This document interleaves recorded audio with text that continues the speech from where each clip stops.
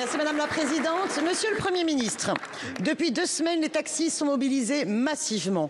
Pour ceux qui exercent en zone rurale ou périurbaine, c'est une question de vie ou de mort. Si la nouvelle convention s'applique, ils seront des milliers à mettre la clé sous la porte. Sont-ils responsables du nombre de courses conventionnées qui ne cesse d'augmenter? Non.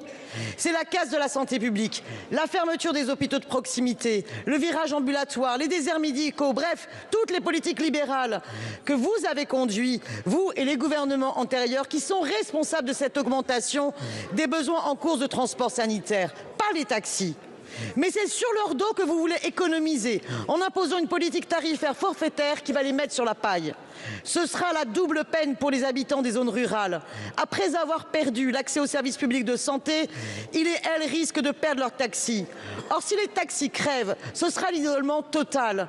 Comment aller à sa chimio, sa dialyse, son IRM, surtout si on est âgé, si on n'a plus de taxi? Une fois de plus, c'est aux petits que vous vous attaquez. Pendant ce temps, les plateformes pillent les caisses de l'État et de la sécurité sociale et violent les lois impunément. Vous semblez découvrir qu'il n'est pas acceptable qu'elles ne payent pas leur impôt en France. Il y a 2 ans, mon rapport sur les révélations des Uber Files démontrait que les plateformes fraudent les impôts, l'URSSAF ne respecte aucune loi, avec une complicité organisée au plus haut niveau de l'État. Qu'avez-vous fait depuis? Rien. Monsieur Bayrou, allez-vous renoncer à cette convention? En zone rurale, on a besoin des taxis. Sinon, beaucoup devront renoncer aux soins.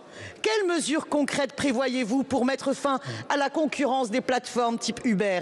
Qu'elles payent leurs impôts et leurs cotisations?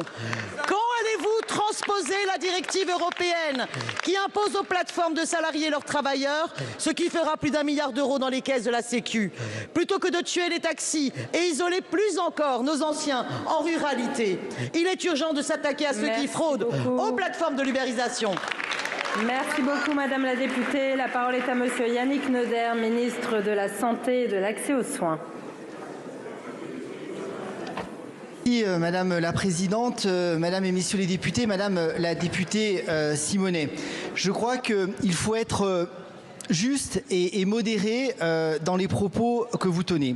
Je crois qu'il n'a jamais été dit que les taxis étaient responsables de quoi que ce soit. Je l'ai dit hier, je suis ministre de la Santé et de l'Accès aux soins. Donc il y a un problème d'offre de soins, c'est le plan désert médical que nous avons proposé avec le Premier ministre et l'amélioration, la restructuration au sein de nos hôpitaux. Maintenant, je crois qu'il est inutile de faire peur, d'agiter des peurs, puisque moi, le premier, en tant que médecin, en tant qu'élu des territoires ruraux, je pense que personne ne souhaite que demain, n'importe quel patient, où que ce soit en France ou en Outre-mer, ne puisse pas se rendre en chimiothérapie, en radiothérapie et en dialyse. Laissez-moi terminer. Il est hors de question que chaque Français ne puisse pas bénéficier d'un transport sanitaire quand il en a besoin. Par contre, ça serait totalement inconscient, collectivement, que l'on puisse constater plus de 45% d'augmentation de dépenses de transport. Nous en sommes à 6,3 milliards, dont 3 milliards sur les taxis. Donc je crois qu'il faut que nous agissions en responsabilité collective pour faire en sorte que justement l'ensemble des patients qui ont besoin de transport puissent l'avoir. Ça se prend également au niveau de la prescription. Il est hors de question d'agiter des peurs. Il n'y a aucune ubérisation du transport sanitaire puisque la convention ne sera absolument pas ouverte aux plateformes. Et enfin, dernier point sur l'autre sujet qui est celui de l'ubérisation des transports. Philippe Tabarot a réuni les taxis et a diligenté des contrôles sur les plateformes, des contrôles de rue pour éviter les maraudes. Et je crois qu'il faut travailler collectivement et en responsabilité pour que justement, Madame Simonet, pour que justement il n'y ait aucune économie sur le dos de la santé des Français.